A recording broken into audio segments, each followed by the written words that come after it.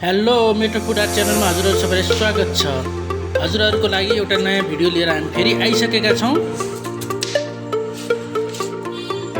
आज हामी यस भिडियो मार्फत मोमो कसरी बन्छ भनेर देखाउन गइरहेका छौँ। भिडियोलाई स्किप नगरी पुरै हेर्नुहोला र मन परेमा लाइक, कमेन्ट र साथीहरूमा सेयर अवश्य गर्नुहुन्छ भन्ने अपेक्षा राखेको छु। मोमो भन्ने बित्तिकै नेपालीहरूमा एकदमै लोकप्रिय खाजा अन्तर्गत पर्ने रेसिपी हो, जुन चाहिँ वृद्ध, बच्चा, युवा जुनसुकै उमेर समूहमा लोकप्रिय खाजाको रूपमा लिन सकिन्छ।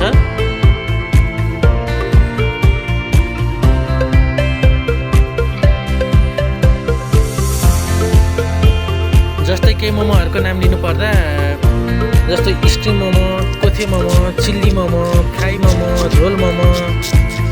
जस्तै स्टिम मोमोमा veg steam momo, paneer steam momo, जस्तै पोहा स्टिम मोमो।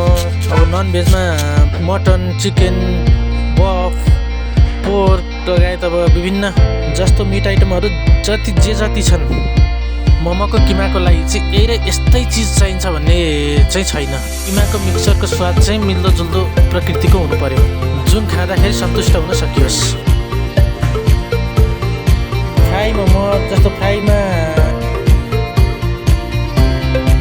जस्तै झोल मोमो, ओपन मोमो, तन्दुरी मोमो, ग्रिन मोमो,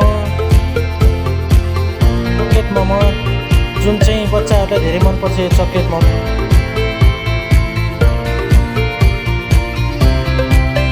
पनीर मोमो, चिज मोमो, खोवा मोमो, फिस मोमो।